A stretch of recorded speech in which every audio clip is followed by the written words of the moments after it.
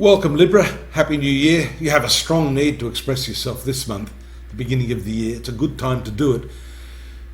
With these powerful planets here in your third house, notice here the stationary movement, well, stationary means lack of movement, of Mercury, powerfully bringing your communication skills to the fore. For you, Mercury is a very potent and positive planet here in the third house of contracts and negotiations, along with that forceful Mars ruling seventh house matters. Seventh house matters are other people, business partners. This may even be your romantic partner, but certainly the month kicks off with all of these elements of negotiation skills being essential to setting the trend for 2024. Mars moves to the lower part of the horoscope here, fourth house, along with the Sun and Pluto.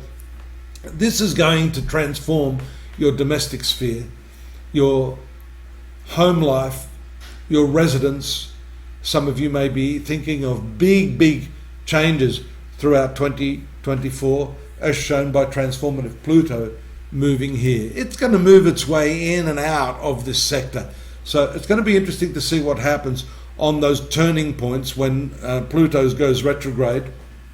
Stay tuned here, Libra, because I'm going to give you the insight into when that's happening. The important thing to note here, I think, especially if you observe the moon swinging around here to join these three planets, is that there's a combative element to Mars and Sun in this fourth house.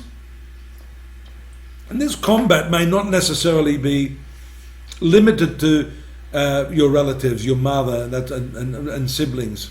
The new moon here shows that there's a new approach to how you've been dealing with people, yes, but this fourth house is also about how you deal with yourself. The most important relationship is the relationship you have with yourself.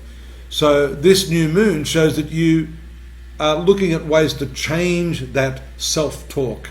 That self-talk, I think, is going to be the bedrock of how you improve your relationships at home with your relatives, your parents, your historic family, so to speak. That's going to intensify as the month progresses, and that's shown by the transit of Mercury also into this fourth house.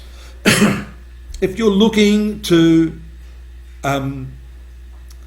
relocate, Mercury rules your 12th house of emigration.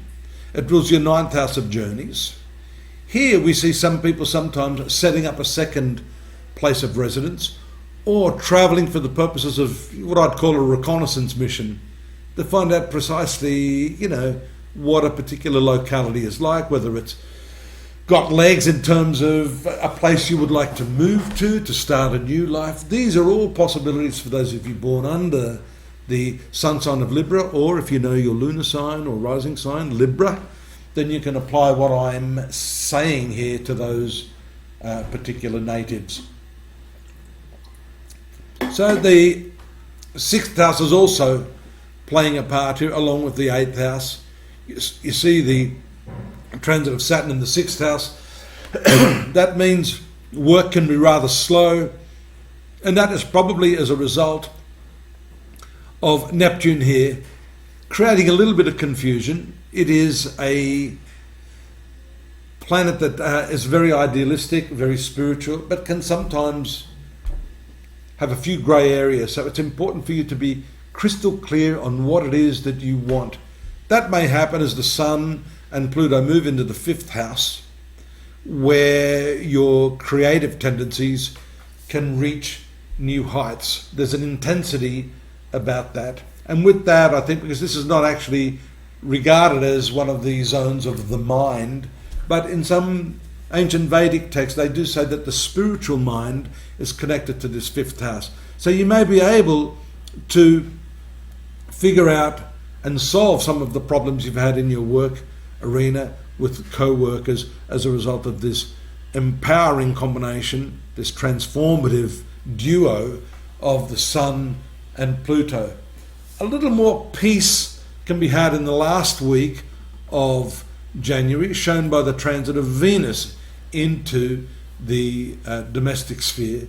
That's going to definitely soften this Mars-Mercury combo that is definitely activating but disturbing the relationships with family, but also the relationship with yourself. Here, peace is everything. This is important because Venus is your ruling planet, and as it moves through that 4th house, you'll come to learn that home is where the heart is. Even though we've talked a lot about you maybe shifting gear, moving to another locality, looking at potential travels, that sort of thing.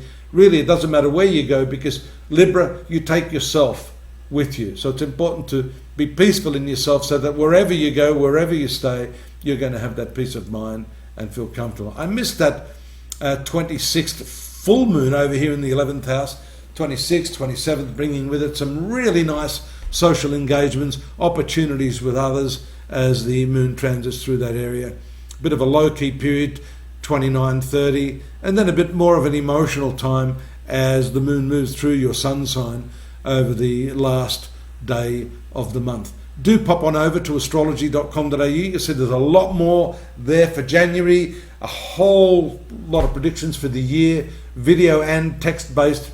Don't forget to subscribe. We need your subscriptions. We need your references. If you'd like me and you need me to look at your horoscope, you can always drop me a line and I'll make that happen for you, Libra. Most of all, come back next month. I'll be here waiting for you. Look after yourself. Bye-bye.